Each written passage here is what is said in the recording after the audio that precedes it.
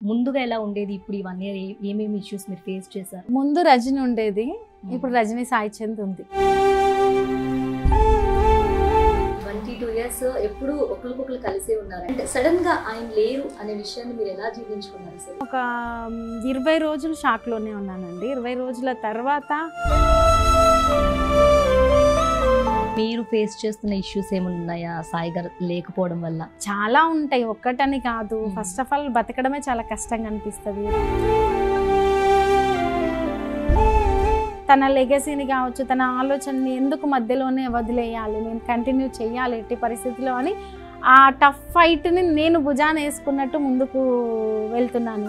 ఫైనల్గా మీతో సాయి గారు మాట్లాడిన మాటలు ఏంటండి అసలు? అంటే చాలా విషయాలు మాట్లాడుకున్నాం. అందులో లాస్ట్ మాట నాతో మాట్లాడింది, అంటే పిల్లలకి కొంచెం మనం సడన్గా డాడ్ లేరు అని చెప్పడం అనేది చాలా కష్టమైన పని, సమర్థించడం చాలా కష్టం. ఆ సిచ్యువేషన్ మీరు ఎలా హ్యాండిల్ చేశారండి? ఒక్కసారిగా ఒక నిశ్శబ్దం అంటారు కదా, అట్లా అయిపోయింది అంతే. హలో ఆల్, నమస్తే, welcome to Mic TV. Yes, ఈరోజు నాతో ఒక ముఖ్య ఇది ఉన్నారండి. నేను స్పెషల్గా ఇంట్రొడక్షన్ ఇవ్వాల్సిన అవసరం లేదు, చూస్తే మీరు ఈజీగా గుర్తుపట్టేస్తారు. అండ్ ముఖ్యంగా అంటే తెలంగాణ ఉద్యమ సమయంలో పరోక్షంగా మనకి చాలా చాలా అందులో భాగమైన వ్యక్తి అనమాట ఈవిడ. సో మీకు ఆల్రెడీ అర్థమైపోయి ఉంటుంది. అండ్ సాయి చంద్ గారు వాళ్ళ వైఫ్ రజనీ గారు ఇప్పుడు నాతో ఉన్నారనమాట. సో తెలుసుకుందాం. అంటే ఆల్రెడీ సాయి చంద్ గారు చనిపోయి ఇప్పుడు 29కి 1 ఇయర్ కావస్తుంది. ఈ 1 ఇయర్ ఎలా గడిచింది, అసలు తను ఫేస్ చేసిన ఇష్యూస్ ఏంటి అనేది తెలుసుకుందాం అనమాట ఆవిడ మాటలోనే. నమస్తే రజనీ గారు. నమస్తే తేజు, ఎలా ఉన్నారు? పర్లేదు. పిల్లలు ఎలా ఉన్నారు? ఇప్పుడు అంతా సెట్ అయిందా? సెట్ అవ్వడము అంటే సెట్ అవ్వడం ఉండదు, నడవాలి, నడిపియాలి, పిల్లల్ని అయితే సెట్ చేయాలి. అంటే అడుగుతూ ఉంటున్నారు ఇప్పటికి కూడా?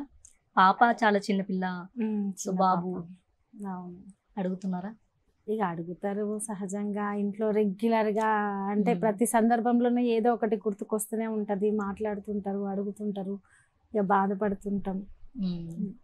సో అంటే ఆయన ఇప్పుడు 29కి, ఈ మంత్ 29కి సాయి చంద్ గారు చనిపోయి ఆల్రెడీ 1 ఇయర్ కావస్తుంది. అంటే ఎలా గడుస్తుంది అసలు మీకు 1 ఇయర్? అప్పుడు ముందుగా ఎలా ఉండేది? ఇప్పుడు ఈ 1 ఇయర్ ఏమేమి ఇష్యూస్ మీరు ఫేస్ చేశారు?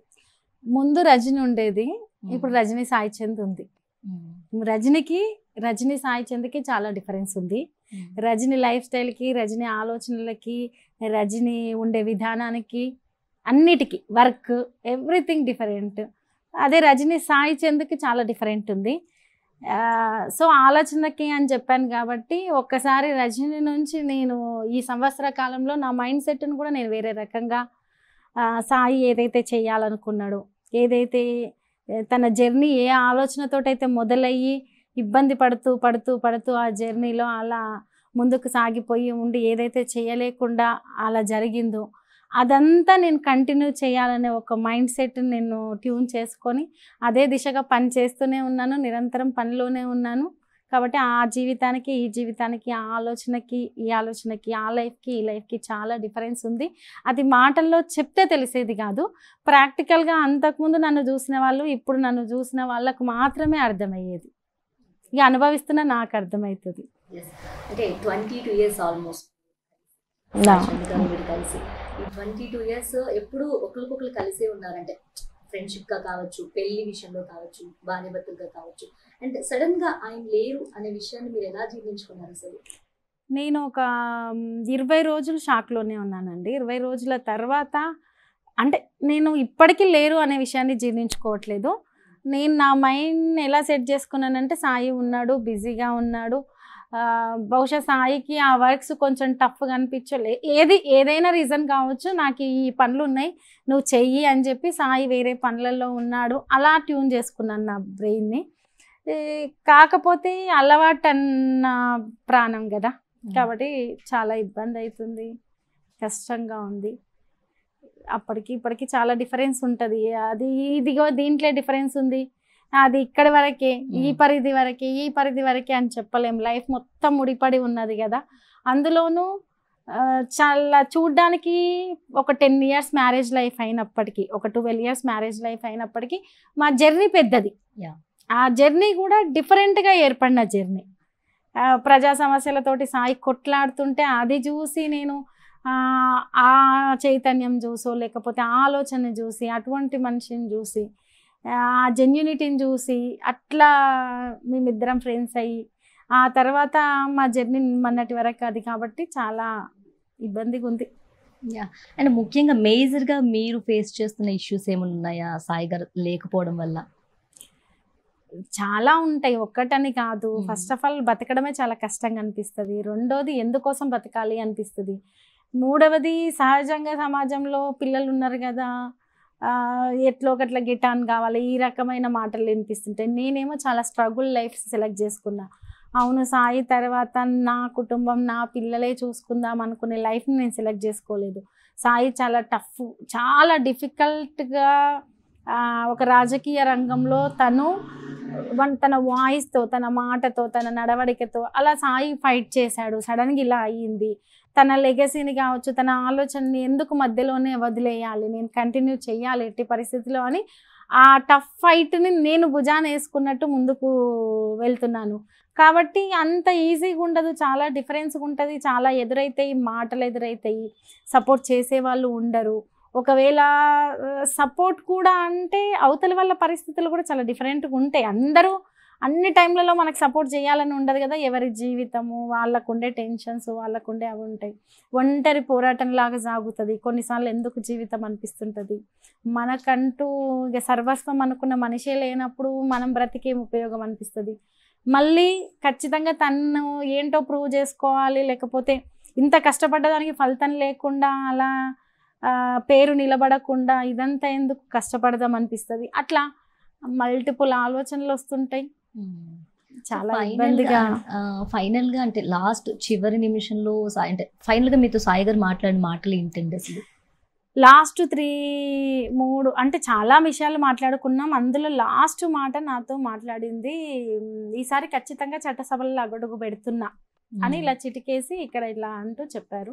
అది లాస్ట్ మాట. దానికి బిఫోర్ మాట కేసీఆర్ గారు ఉన్నారు. కేసీఆర్ గారు ఎందుకన్నారో నాకు తెలియదు కానీ ఎందుకు సడన్గా అంటే రాజకీయాల గురించి, వ్యక్తుల గురించి, మనస్తత్వాలు, తెలంగాణ అంటే ఒక 2 గంటల పాటు చాలా విషయాలు చర్చించుకుంటూ వస్తున్నాం. అంటే మేము ఒక కాలేజ్ ఏజ్ నుంచి పడ్డ చిన్న చిన్న కష్టాలు, అంటే ఇప్పుడు చిన్నవి అని చెప్తున్నాం, చిన్నవి ఏం కాదు.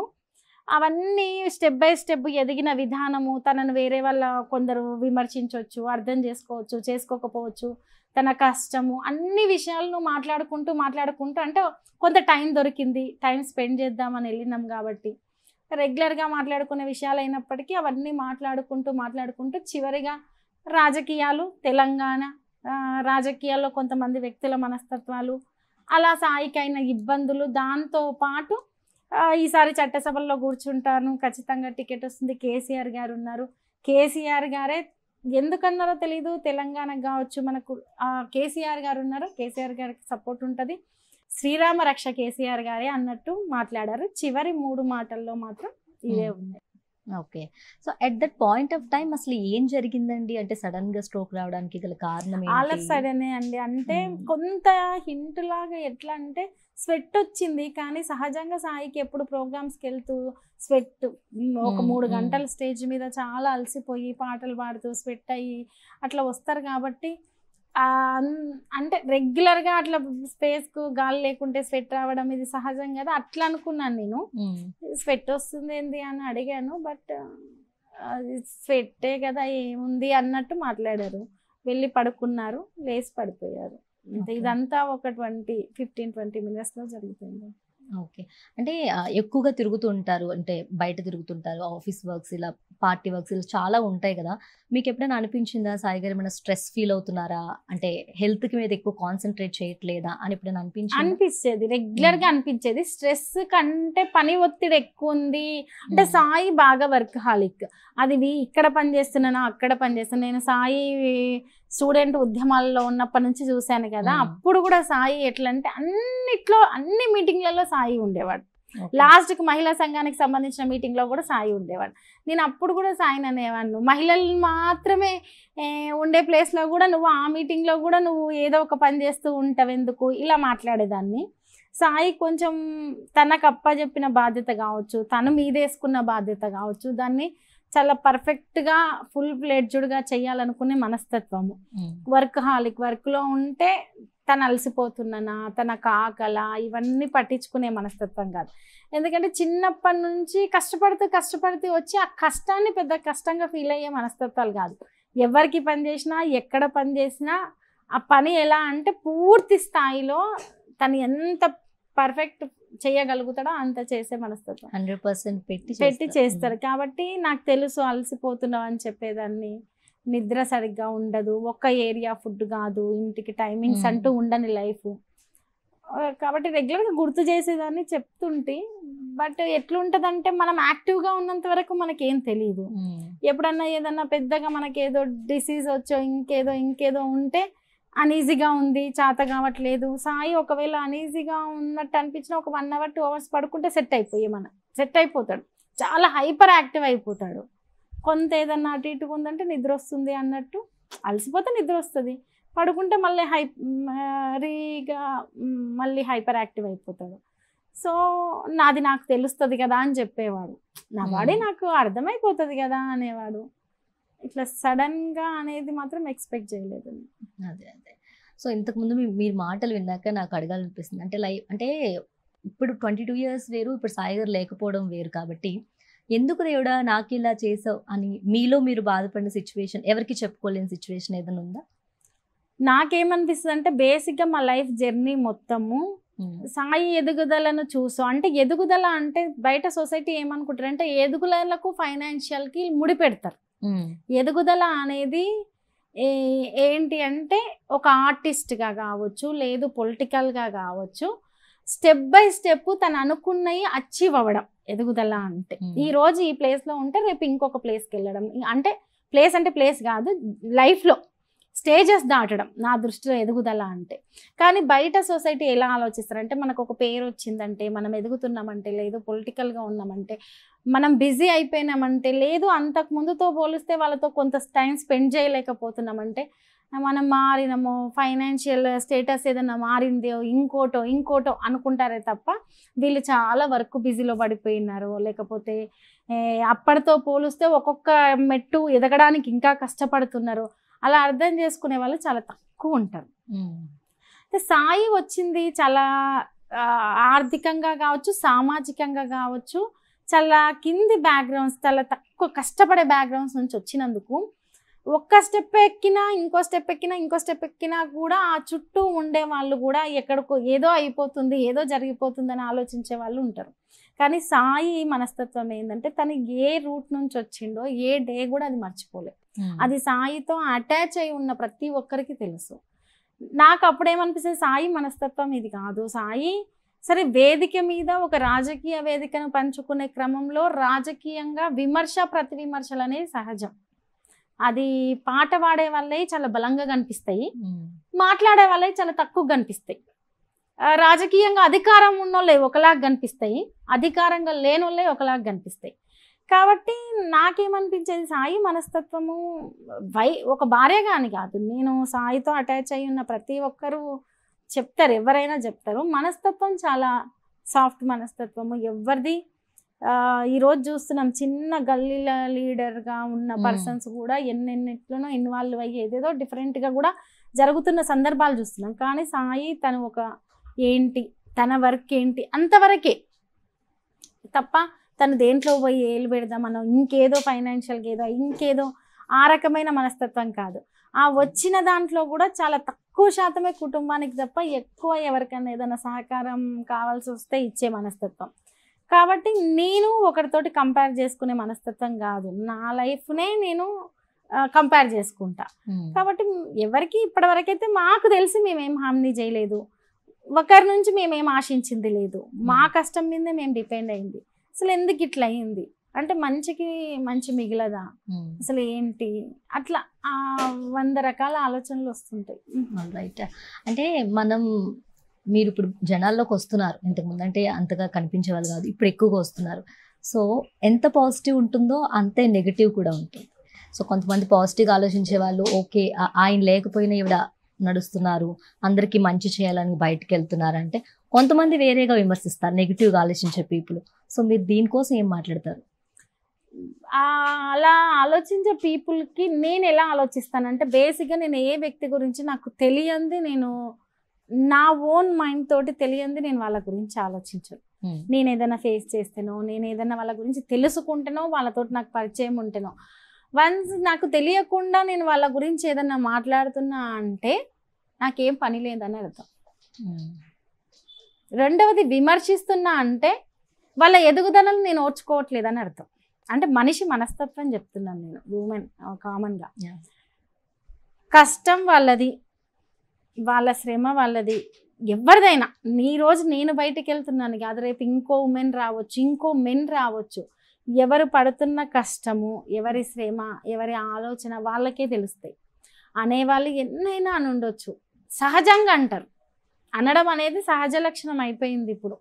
కానీ నేనేందో నాకు తెలుసు, నా ఆలోచన ఏందో నాకు తెలుసు, నేను ఎందుకు బయటకు వెళ్తున్నానో నాకు తెలుసు, నేనేం చేస్తానో, నేను ఎంత శక్తివంతంగా పని చేయగలుగుతానో నాకు తెలుసు. ఇక అనే వాళ్ళది ఏముంది, ఖాళీ సమయం దొరికిందేమో అంటున్నారేమో అనుకుంటాను, అంతే. ఎప్పుడైనా అలా ఫేస్ చేశారా రజనీక? అంటే ఈ 1 yearలో ఎప్పుడైనా అలా ఫేస్ చేశారా? లైక్ లేదు, నేను బేసిక్గా అందరూ ఫేస్ చేశారా అది అని అడుగుతున్నారు, కానీ నేను ఎట్లా అంటే ఎంతసేపు నేను ఏదో ఒక వర్క్, ఫస్ట్ పొలిటికల్గా వర్క్ కావచ్చు, లేదు నా కుటుంబం ఫైనాన్షియల్గా కొంచెం గిటాన్ కావడానికి కావచ్చు, లేదు నా పిల్లలతో టైం స్పెండ్ చేయడం, నా కుటుంబము, ఇంకేదైనా ఖాళీ టైం ఉంటే బుక్స్, ఇంకేదైనా టైం ఉంటే కొంచెం కొంచెం ఈ మధ్య రికార్డింగ్, అట్లా ఖాళీ స్పేస్ అనేది లేకుండా నేను పెట్టుకుంటున్నా. కాబట్టి నా దగ్గరకు వచ్చి విమర్శించే వాళ్ళు, నా దగ్గరకు వచ్చి అనేవాళ్ళు ఇప్పటి వరకు అయితే లేరు. ఒకవేళ ఎవరి దగ్గరనన్నా ఎవరన్నా అంటే వాళ్ళు వచ్చి చెప్పినా నేను పెద్దగా పట్టించుకోను, ఎందుకంటే అది నేను కాదు కాబట్టి. నేను అయినప్పుడు నేను పట్టించుకోవాలి, అవును కదా అవునా అని. నేను కాందో లేకపోతే ఇంకోటో ఆ మాటే కదా, ప్రాక్టికల్గా నిరూపించని వాటికో, ప్రాక్టికల్గా జరగని వాటికో ఉట్టి మాట అనే దాని గురించి నేను నా మైండ్ను లేకపోతే ఇంకేదో నా థింకింగ్ను దాని మీద పెడితే అసలు స్ట్రగుల్ని వదిలేసినట్టే. అసలు నేనేం చేయాలనుకునేది అది వదిలేసాను. నేను అంత అల్పంగా అంత చిన్నగా ఆలోచించదలుచుకోలేదు, ఒకటి. రెండోది, నాకు చాలా పని ఉంది, చాలా వర్క్ ఉంది, చాలా పెద్ద బాధ్యత పెట్టుకొని పనిచేస్తున్నాను నేను. ఇక ఉమెన్ కదా, బయటకు వచ్చినాం, హస్బెండ్ లేదు, హస్బెండ్ ఉన్నోళ్ళనే అంటున్నారు, లేదు ఒక హై పొజిషన్లో ఉన్న వాళ్ళనే అంటున్నారు, సహజంగా అంటారు అనుకుంటున్నాను నేను. ఏదో ఒకటి అనే సొసైటీలోనే ఉన్నాను అనుకుంటున్నాను నేను. అండ్ మీరు సాయి చంద్ర గారు కలిసి చేయాలనుకున్న పనులు, అంటే డ్రీమ్స్ లాగా మిగిలిపోయినవి, లైక్ ప్రజల కోసం కావచ్చు, పిల్లల కోసం కావచ్చు, ఫ్యూచర్ కోసం కావచ్చు, ఏమైనా పనులు అలా మిగిలిపోయినాయి? ఇప్పుడు సాయి లైఫ్ చాలా షార్ట్ లైఫ్ అండి. అంటే చాలా మంది నా దగ్గర కామన్గా కూడా, అంటే కొంతమంది కొన్ని రకాలుగా ఇట్లా కంపేర్ చేస్తారు. అంటే ఇందాక కూడా నేను వెన్నెలను కలిశాను కాబట్టి చెప్తున్నాను, గద్దరన్న వాళ్ళు. సో ఇప్పుడు గద్దరన్న ప్రజా సంఘాలు, ప్రజా ఉద్యమాలు, ఇవన్నీ, సాయి చంద్ ఒక సింగర్గా, సరే నెక్స్ట్ దశ రాజకీయము, ఇది ఇలా కంపేర్ కొన్నిసార్లు ఎలా మాట్లాడతారంటే సాయి ఇది అది అని మాట్లాడినప్పుడు నేను అంటాను, సాయి జీవితం చాలా చిన్నది. బహుశా సాయి 37 years చనిపోయి నాటికి, అంటే తను ఎంగేజ్ నుంచి క్యాలిక్యులేట్ చేసుకుంటే, పోనీ ఒక 20 years నుంచి క్యాలిక్యులేట్ చేసుకుంటే, తన జీవితంలో గట్టిగా పనిచేసింది. చదువు తర్వాత చిన్న ఏజ్లోనే తననంటూ తనేందో ప్రూవ్ చేసుకునే వర్క్లోకి అడుగు పెట్టాడు కాబట్టి గట్టిగా అంటే ఒక 17 years, 20 years నుంచి మనం క్యాలిక్యులేట్ చేసుకుంటే 70. ఈ 37 yearsకి సాయి ఇంత పవర్ఫుల్గా పనిచేయగలిగితే ఇంకో 30 years ఉంటే సాయి ఏ స్థాయిలో ఉండేవాళ్ళు. విమర్శించే చాలామంది సాయి చంద్ చిన్నవాడే, అవును చిన్నవాడే, ఏజ్లో చాలా చిన్నవాడే, కానీ పనిలో చాలా శక్తివంతుడు. ఏజ్లో చిన్నవాడే, ఆలోచనలో చాలా శక్తివంతుడు. తన ఆలోచన, తన విజన్, తను చెయ్యాలనుకున్నది ఎక్కడో పెట్టుకొని ఆ చిన్న ఏజ్ నుంచి కష్టపడుతున్నాడు. మీకు సాధ్యమైతే అది చేయండి మీ జీవితాల్లో. వీలైతే నలుగురికి ఉపయోగపడుతుంది, లేదంటే మీకు ఉపయోగపడుతుంది, అంతే కదా, అదైతే వృధా కాదు కదా. సరే సాయి జీవితంలాగా అందరి జీవితం ఉండదు, ఏదో కామన్ లాంగ్వేజ్లో మాట్లాడుకుంటే అదృష్టం బాగాలేదు, లేకపోతే ఇంకేటో జరిగింది. కానీ సాయి చిన్నవాడే, కానీ సాయి చేసిన శ్రమ చిన్నది కాదు, ఆలోచన చిన్నది కాదు. ఈ చిన్నవాడు ఇంకొక 30 ఏళ్ళు బతుకుంటే ఏమయ్యేవాడో ఈ 17 ఏళ్ళ ఆయన జీవితం చూస్తే తెలుస్తుంది. ఈ రకంగా అనిపిస్తుంది. ఏ, చాలా ఉన్నాయి. అంటే జీవితంలో ఖచ్చితంగా చెప్పాను కదా లాస్ట్కు చట్టసభలో కూర్చుంటా అని చెప్పేసి. ఒక దళిత సామాజిక వర్గం నుంచి చాలా కష్టం, బీడీలు చేసుకునే అమ్మ ఒక 10వ క్లాస్లోనే ఇంటర్ ఫస్ట్ ఇయర్లోనే చనిపోయింది. ఇక తర్వాత కుటుంబం, తండ్రి ఒక కుటుంబాన్ని ఏర్పరచుకుండు, అంటే ఏ ఒక్కరూ చూడలేదు. పొట్ట చేత పట్టుకొని అప్పట్లో ఎట్లా అంటే చదువుకున్న పిల్లల్ని హైదరాబాద్కి వచ్చేది పట్టం. ఇంటర్మీడియట్ ఆ క్లిష్టమైన పరిస్థితుల్లో ఆ సోషల్ వెల్ఫేర్ హాస్టల్లో చదువుకొని అమ్మ చనిపోయిన తర్వాత ఇంటర్ పాస్ అయ్యి హైదరాబాద్కి వచ్చి ప్రజా సంఘాలతో అటాచ్ అయ్యి డిగ్రీ చదివి అదే సోషల్ వెల్ఫేర్ హాస్టల్ నుండి యూనివర్సిటీకి ఎంటర్ అయ్యి వెంటనే తెలంగాణ ఉద్యమం. ఇప్పుడు యూత్ని ఎలా చూస్తున్నాం మనం? ఒక ఇంటర్ కాగానే సినిమాలు అనేటోళ్ళు ఉన్నారు, షికార్లు అనేటోళ్ళు ఉన్నారు, ఎంజాయ్. కానీ సాయి జీవితంలో ప్రతిదీ చైతన్యవంతంగానే ఉంది ఆ రోజు నుంచి మొదలుకుంటే.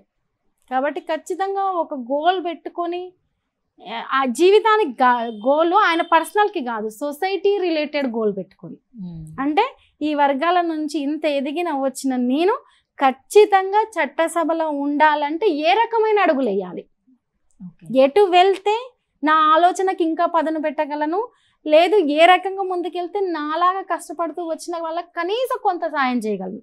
మాట సాయమో స్పీచ్లో ఉపన్యాసంలో కాదు, అవి కాకుండా ఇంకే రకమైన సహకారం అందించగలను అనే ఆలోచనతోటి ముందుకెళ్ళిండు సాయి. అది అందరికీ అర్థం కాకపోవచ్చు, తెలియకపోవచ్చు, పక్కనున్న నాకు తెలుసు కదా. సో పిల్లల విషయానికి వచ్చేసరికి మంచిగా చదివించాలి. సహజంగా ఎవరికైనా ఉండే ఆలోచన పిల్లల్ని మంచిగా చదివించాలి. కానీ ఎక్కువ ఇప్పుడున్న కార్పొరేట్ విద్య లాగా ఫోర్స్ చేయొద్దు. వాళ్ళు ఎంతవరకు దేంట్లో ఇంట్రెస్ట్ ఉందో దాంట్లో పంపించాలి.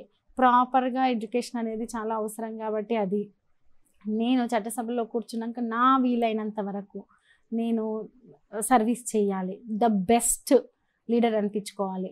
ఇంత కష్టపడి వచ్చిన పర్సన్ ద బెస్ట్ లీడర్ అయ్యిండు, ఇంతమందికి సహాయపడ్డాడు అనేది చరిత్రలో నాకంటూ ఒక చిన్న పేజీ ఉండాలి.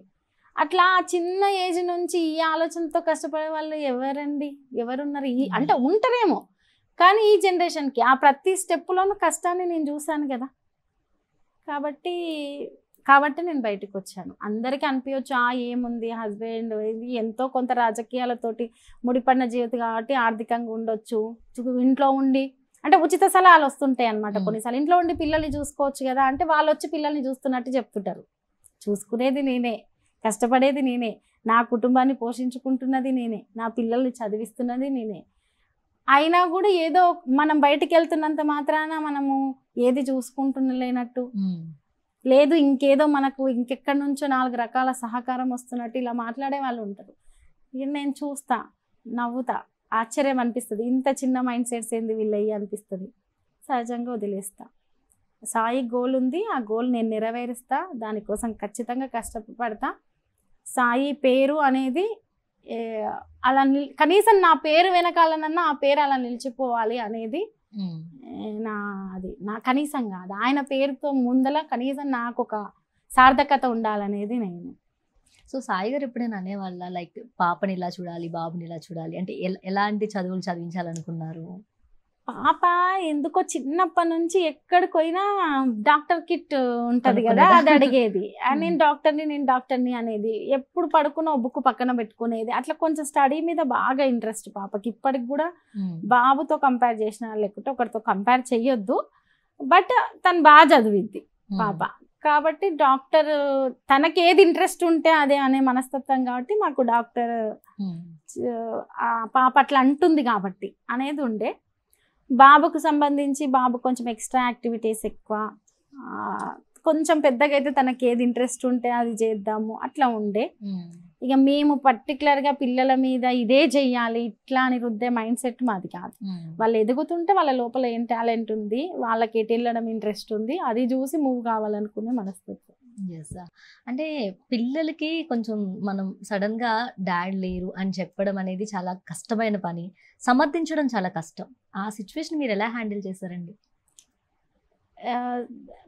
అంటే ఇప్పుడు పిల్లలకి ఎట్లుంటుంది అంటే అది సీన్ అర్థమవుతుందో అర్థం కాదు వాళ్ళు మ్యూట్ అయిపోతారు. ఒక నిశ్శబ్ద వాతావరణం అయిపోతుంది ఇల్లంతా. ఒక మదర్ ఉండి హడావిడి ఎంత ఉంటుందో, ఒక ఫాదర్ ఉంటే వస్తుంటే వెళ్తుంటే ఉండే హడావిడి జీవితం అనేది జోడెడ్ల బండి అంటారు కదా, రెండు సమానంగా వెళ్తుంటేనే బ్యాలెన్స్ అవుతుంది.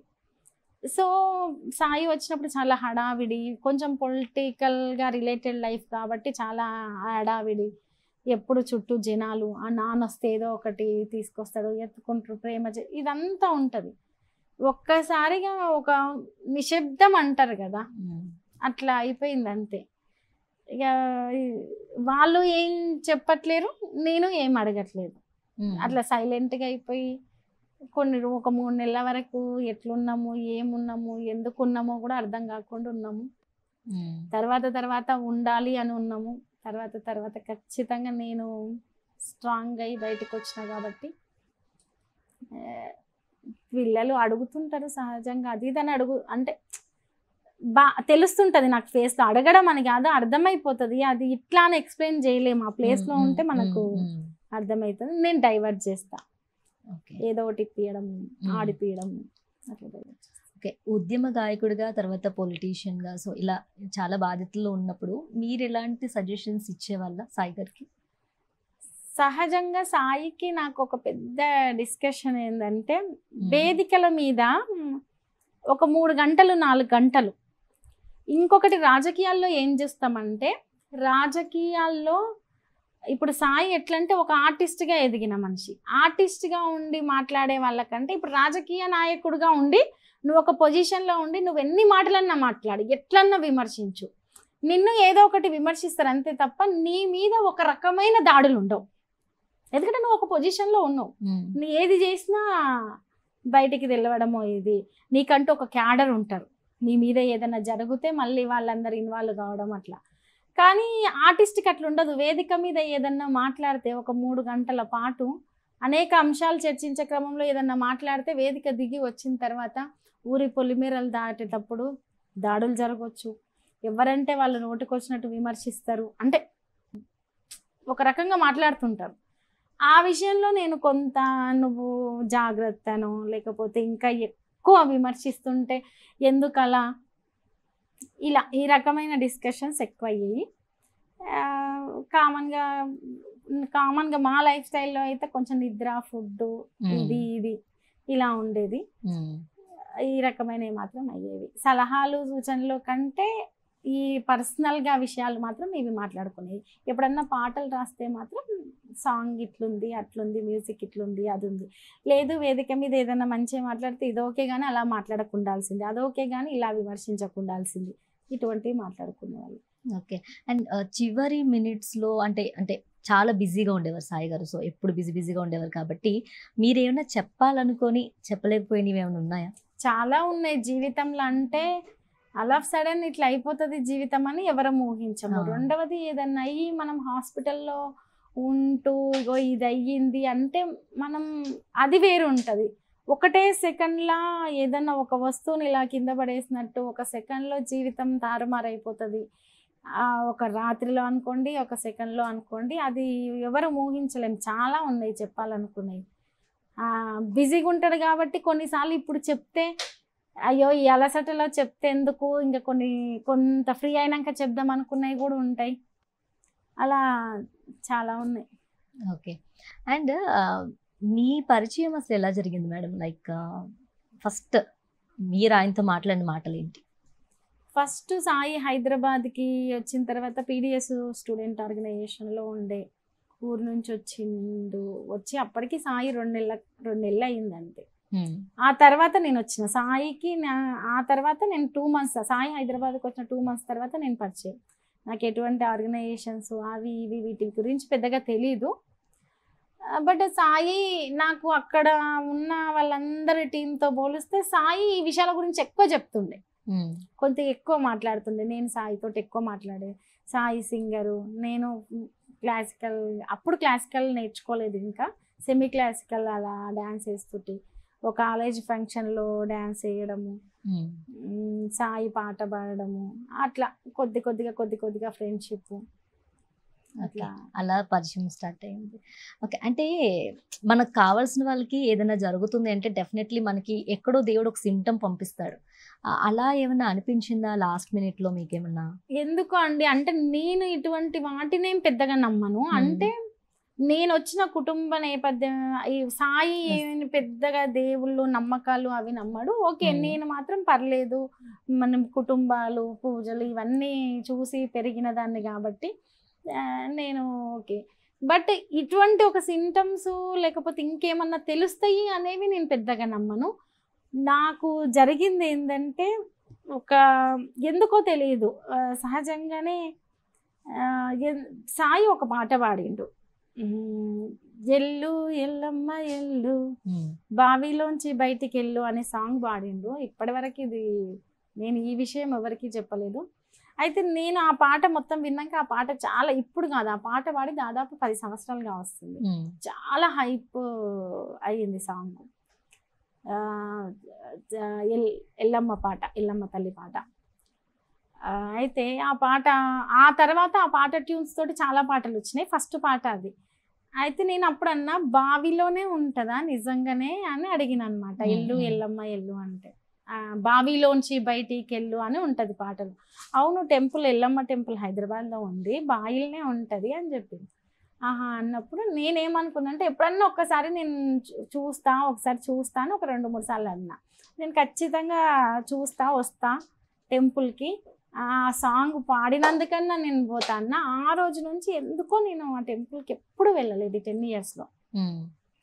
ఎగ్జాక్ట్లీ సాయి ఇన్సిడెంట్ జరిగేదానికంటే 3 days ముందు నాకు సడన్గా, అసలు నేను ఎప్పుడో 10 years బ్యాక్ వెళ్దాం అనుకున్నా, ఆ టెంపుల్కి వెళ్ళలేదు అని చెప్పేసి నేను బాబు కూడా లేవలేదు, నేనే కార్ వేసుకొని, సాయి కూడా లేడు, బిజీగానే ఉంటాడు కదా, నేను టెంపుల్కి వెళ్ళి టెంపుల్ దర్శనానికి వెళ్ళిన. అప్పటికి సాయి చైర్మన్, కానీ నేను ఎటువంటి ప్రోటోకాల్ అదేది యూజ్ చేయలేదు.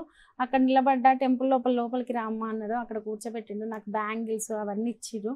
అమ్మవారి టెంపుల్కి వెళ్తే నేను అవి ఒక 2 days అట్లా వేసుకున్నా, బాగున్నాయని. అంటే నాకు ఇంకా ఆ తర్వాత 2 daysకి ఇన్సిడెంట్ జరిగింది. నాకు సడన్గా ఏమనిపించింది, నేను ఎప్పుడో, అంటే ఒక 1 month తర్వాత అనిపించింది, నేను ఎప్పుడో 10 years బ్యాక్ ఆ టెంపుల్కి, బహుశా నేను అప్పుడు వెళ్ళకుంటే ఇంకా ఆ టెంపుల్కి ఎప్పుడు వెళ్ళకుంటుంటే. ఓకే, అట్లా అనిపించింది నాకు. ఎందుకు అట్లా వెళ్ళినో తెలీదు, అట్లా వెళ్ళినా అది అనిపించింది. కొంత ఆ రోజు కూడా ఎట్లా అంటే, సాయి, నేను బేసిక్గా అంత తొందరగా ఇంట్లో నుంచి కదలను. ఇన్సిడెంట్ జరిగే రోజు సాయి బయటికి వెళ్దాము అని అన్నాడు. బట్ నేనేంటంటే ఏదన్నా కొంచెం అన్నీ అంటే సెట్ రైట్ అయితే కానీ వెళ్ళను, సడన్ ప్లాన్స్ ఉండవు. సో సాయి వెళ్దాము అన్నాడు, ఇప్పుడు ఎందుకులే అని ఆపిన, అయినా కూడా వెళ్దాం అని ఏదో నెట్టుకొని తీసుకెళ్ళినట్టే ఉందన్నమాట. అంటే ఇంట్లో నిల్వకుండా పద పద పద అని పరిగెత్తిస్తారు కదా, ఇంకా మనం ఏ వర్క్ చేసుకొని ఇవ్వకుండా.